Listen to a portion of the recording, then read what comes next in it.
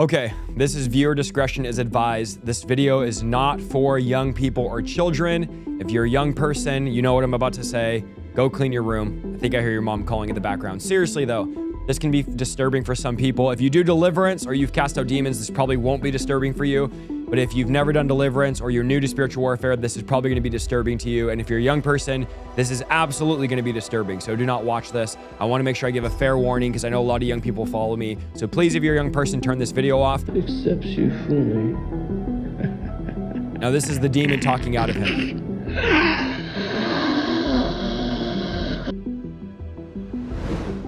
This video is called My Schizophrenic Demon Possession with Recorded Evidence. Someone sent me this video. Now, the guy in this video is not a believer, so do not go into his comments. Do not start blasting him with stuff. I am not going to sit here and tear him apart. I want to show this video to show the dangers of psychedelics and opening yourself up to demons. We've talked about before, psychedelics open you up to demons. I think this is enough evidence. Now, if the guy that's watching this sees me make this video, I want to tell you, if you want prayer for deliverance, because that 100% is what this is.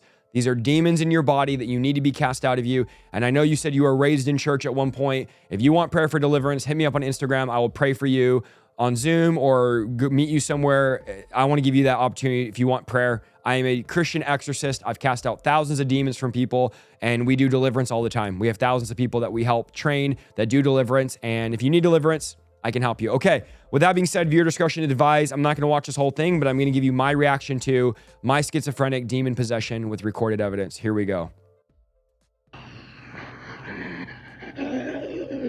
Accepts you fully. Accepts you fully. Now this is the demon talking out of him.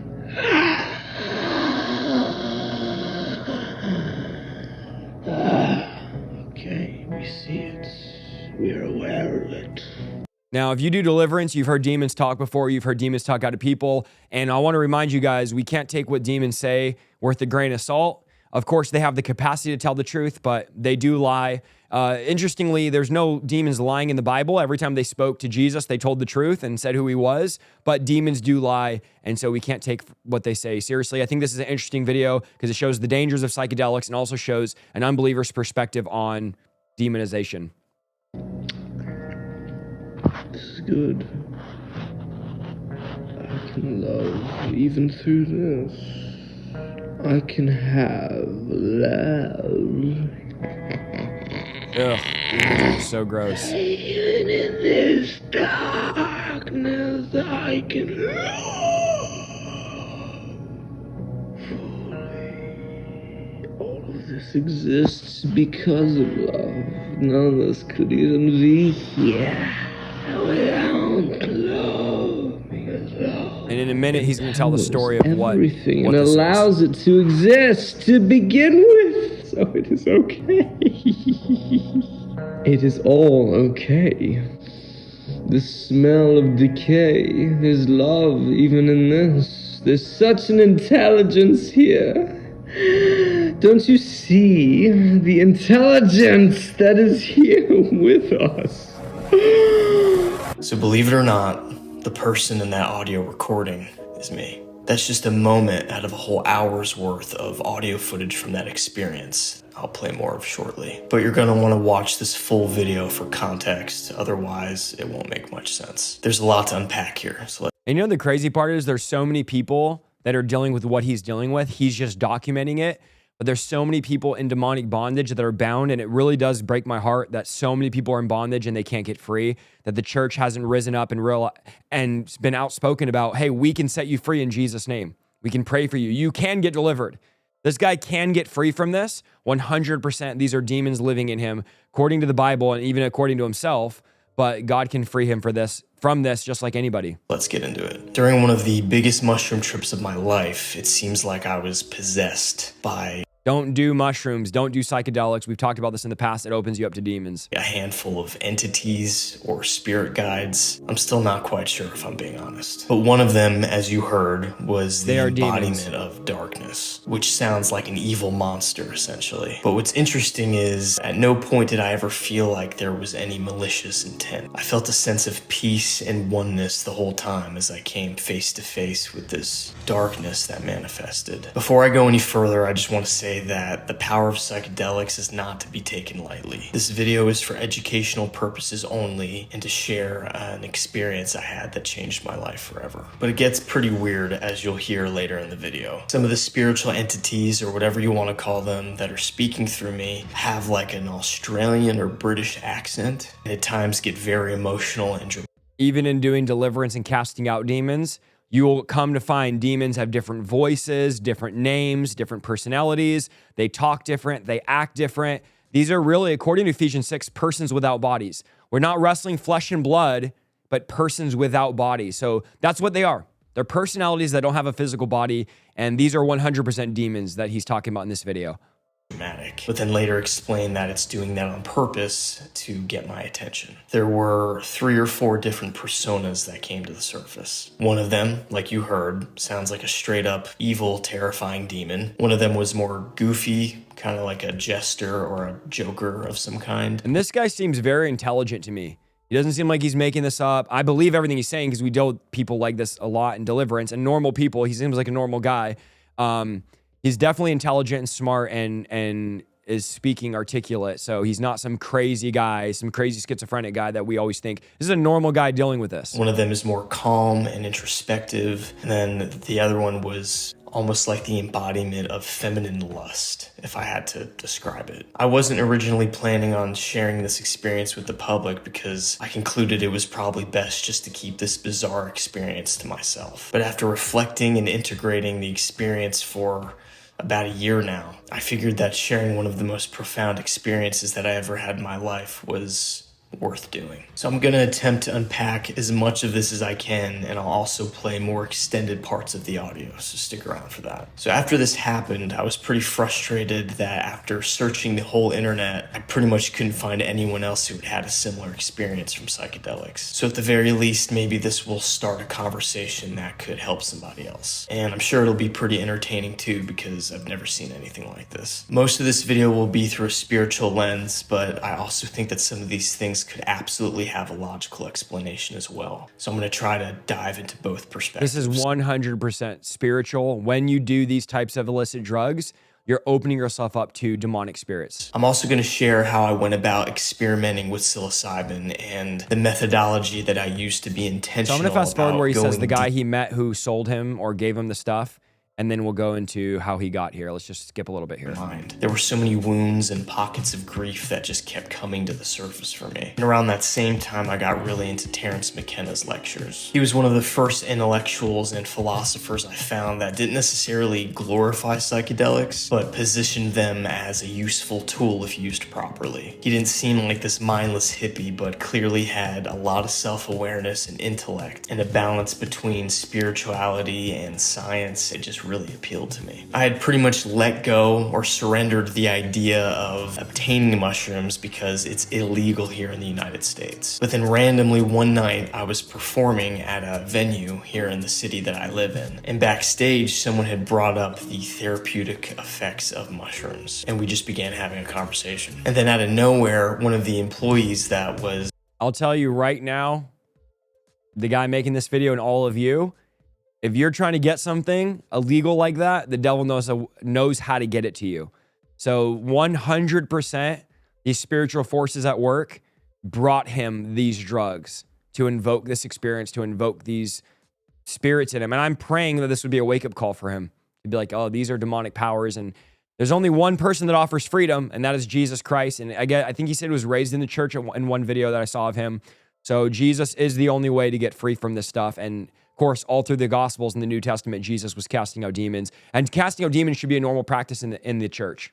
Was apparently in the background just sweeping the floor, overheard the conversation and interjected. It felt like something out of a movie, like this random new character comes out of nowhere. Started talking about how mushrooms helped him with his addictions to alcohol. So here's another guy telling him about mushrooms out of nowhere. Isn't that like the devil? Alcohol, pornography, cigarettes, basically quit all of those things after he had a few mushroom experiences. He told me that if I'd like to get a hold of some, he could help me. So we exchanged contacts. Felt like a very synchronistic moment because at this point, I was not seeking, trying to get a hold of mushrooms in any way. I was just going about my life. Several months went by and I finally decided to reach out. I went down the path of self-research and self-experimentation, thus began my journey, and I went all in. I did a total of 6 trips in 6 months, gradually increasing the dose with every trip, and each trip was about a month apart. The first trip I did was just 2.5 grams, and the final trip that I did was 8.5 grams. The audio that you heard in the beginning of this video was from that 8.5 gram trip, and I also soaked it in lemon. The acidity of the lemon is supposed to increase the potency of the psilocybin. Again, I am in no way recommending that you do this. And if anything, this video should make you guys be like, I'm never doing psychedelics, I'm never doing illicit drugs, because this is the stuff you open yourself up to. And this is definitive proof. This is what happens when you do these things. Like someone who climbs to the peak of a mountain and parachutes off the top alone by themselves, would not recommend that you do the same thing. It was reckless, it was crazy, but that's just the place that I was at during that season. I did 5 out of 6 of these trips alone, in total darkness, blindfolded, laying down on my couch. And I meticulously weighed and measured out every dose that I took. The first 2.5 gram trip was the only one that I didn't do blindfolded in total darkness. For that one, I just wandered around my house until I made eye contact with myself in the mirror. I then went on to have a 5-hour conversation with myself. There's a key moment here that I need to mention. While I was talking to myself in the mirror for 5 hours, there were hints of these entities coming to the surface, but they didn't take over my consciousness. Just my face and my voice were like on this loop, this 5-second loop of cycling through these different personalities. It would go from goofy to serious to dark and evil. I even called my cousin at one point, and on the phone, he could literally hear my voice. So he's straight up manifesting demons. Takes on this trip, and these demons, not only is he opening himself up to demons during doing this trip, opening yourself up to the spiritual realm, but also these demons are fully taken over and manifesting out of his body now. Changing every 5 seconds to match these different personalities that were coming to the surface. I had no control over the change in my voice or my face. Now looking back, it was almost like a foreshadowing to that final trip that I would take. Another trip worth mentioning, I basically bawled on the floor for 4 hours. It was like I was grieving every loss I had ever experienced throughout the last 2 decades of my life. All of the things that I never allowed myself to feel. It made me aware of how much grief and pain and even anger I had stored in my body that I had never felt, healed, or integrated. The last part of that trip, a higher part of my consciousness started singing through me at the top of my lungs like Freddie Mercury, hitting notes I had never hit in my life. It's like it was showing me what my voice was capable of in the realm of singing, which is a lot of the work that I do for a living. Singing, songwriting, music production, it's a big part of my work and my life's purpose. To summarize the rest of the trip, it was mostly just the feeling of oneness and connectedness to all of humanity and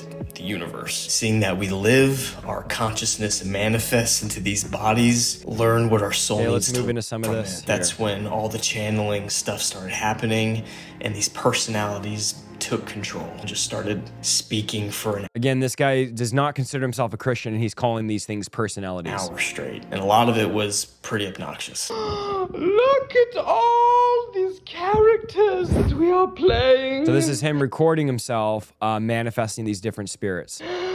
Here in the dark, all of these characters that we are playing. What is any of it? Is it okay? It's all a facade. None of it is real. As you can tell, it has an accent. This spirit has an accent in a way that he doesn't have. And guys, again, stay away from illicit drugs. Stay away from psychedelics. You're opening yourself up. This is a perfect reason, though, of why I always say, like, we need to do deliverance. People are in bondage. They don't know how to get free. If they don't come to, if Christians can't do it, who's going to do it? And there's comfort in all of this. Just know that it's not real. Have fun. Enjoy your life. Oh my goodness, enjoy your life. Sounds quite like the devil to me. Love each other. Enjoy life. Unhinged. Love each other like there is no tomorrow, because there is no tomorrow. It's chilling. Just love. Deeply. Just love with reckless abandon and honesty and genuine power.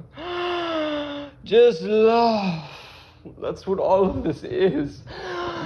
I'm not sure why you have an accent right now or what character this is, but it is truly. If you've ever done Deliverance, you know this is how demons, they just say some weird genuine. stuff. It's not an act. I mean, everything is an act, technically, but the love beneath this is real. Oh, the love beneath this, it created every Skip a little bit here. you. I love you. Ugh. We're looking at all sides of you. There is a light shining on every part of you, and we accept all of you, and we fucking love you. I mean, that's demons. And you're meant to be here. Again, they're all of looking you. for a body You're to meant inhabit. to be here. Do you hear me? Just embrace who you are. Fully embrace who you are. It is okay to be who you are. This is a message for you. I know that this is what you've been wanting. This is what you've needed. So you're bringing this back. This went on for 5 hours. All sides are talking to you right now. And we're telling you to just embrace all of it. Embrace the here and now. Embrace the times you're gonna be afraid. You're going to heal. You're going to love. There's so many things in mystery that you do not understand, and it's okay. You don't even understand this message that's coming through. Who's speaking to you now? It doesn't matter. Crazy how these spirits have just fully taken over his body for 5 hours. They're just talking through him. They're literally just having, and this is, demons have conversations like this and people think it's their own thoughts. Literally, people have these conversations in their head thinking these are just my thoughts when really they're demons living inside of us. Just love. Just know that it's love and it sees you. And it wants what's best for you and it doesn't judge you at all. It just accepts every part of you. Your dreams, the child within you. You're healing. You're healing. You're gonna do so much. So this goes on and on and to on. Impact. I don't talk like that. I'm not a professional actor. All of these things were just happening. So this is a professional musician who you could tell is an intelligent guy is saying, this is not me. These were spirits. These were, we'd call them demons. We know they're demons, but he's like, this is not me. Crazy little detail is during this, I could actually smell the stench of decay, as if my ego's corpse had been rotting on my living room floor for days. What's also interesting, I've done many deliverances where it literally smells like burning. Like if you ever burned your hair, it smells like rotting flesh, burning hair. I don't know. There's a stench to these demonic spirits for sure. There was a moment where these entities that were being channeled almost sounded confused as to what was happening. And it's like it took them a few minutes to realize that they had taken over my consciousness completely. And they were having like a conversation amongst themselves, trying to figure out what to do. I do not know what any of this is. I don't know what any of this is. So evil. What is this reality? I don't know. Who are you? I don't think think it matters, really. Again, this guy's not a believer. So you're like, oh, you guys fake it in Deliverance when the demons talk like this and videos we posted of people getting delivered. This is real. This guy's not, there's no incentive for him to do this. And here he is recording himself manifesting a demon. Here we are. Here we are in the dark. Oh, what is any of this? Are we having an identity crisis? Possibly. We could be having an identity crisis. In the dark. Ugh, so But vile. we've taken over your body. You're trying to... The demons are saying we've taken over your body. You're trying to do this correctly. Here we are taking over your body. And, maybe we just need to let all of this happen.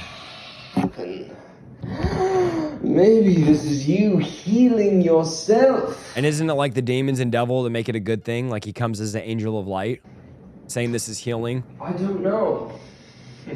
We've taken over everything. Your consciousness, we've been in this place before, but now we're embracing all of it. We're embracing all of it. I think we have your best interest at heart. Now, are these demons not lying right now? I think we have your best interest at heart. That couldn't be anything farther from the truth. I do. Ugh. Now, I didn't necessarily black out during this experience, but it was almost like I was an audience member in the background What a lot of people say during Deliverance, they felt like they were watching themselves be delivered. watching these personalities converse with each other. My base awareness was underlying the whole time. It was I have never heard an unbeliever describe how we describe demonization, how these are personalities, how they talk out of you. Yet here is an unbeliever describing that reality that most Christians don't even understand. almost like I was split in two. But I was also so taken back by how profound all of it was that I was weirdly okay with it. Like whatever was happening was for my own good, and I had a sense of peace and surrender the whole time. Just taking The way this could be good, this experience, is you realizing that you have demons and now you're able to get free because you know they're there. That's why when people manifest demons, I tell them it's a great thing because now you know they're there, you can deal with them. If you're in denial that you don't have demons, you'll never go and get free from them. a back seat and just observing everything. Here's the craziest part about this whole experience. Towards the end, these spirit guides or entities started telling me very detailed aspects about my future. Things that are way too personal for me to share on here. Like how many children I'm gonna have, very key specific people that I'm gonna meet and their names, specific aspects about my career and purpose. Things so detailed and personal that I honestly don't know what to make of it. I've always been more on the doubting Thomas side of things, so I usually need a degree of evidence as opposed to just believing something out of blind faith. So I have a very wait and see outlook when it comes to this stuff, but it was pretty convincing. And if some of those specific things do happen, I'm glad that I have time-stamped audio evidence of it. It would be pretty fucking crazy if some of these things actually happened, and I'll keep you posted on it.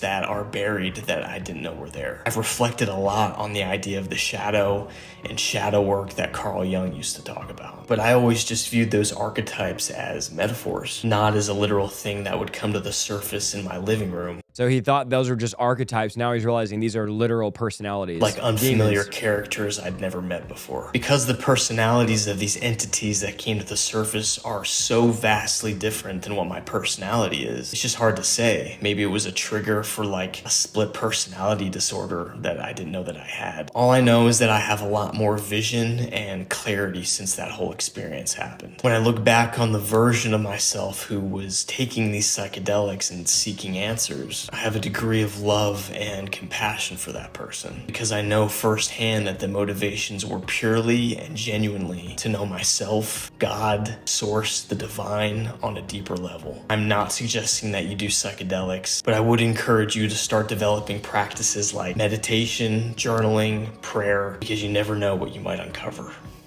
You are loved, you matter, and you've barely scratched the surface of what you're capable of. If you Let me give you guys my takeaway on this. Very interesting video. I think that there's a couple takeaways. Number one, don't do psychedelics. You open yourself up to demons. We've said that in the past.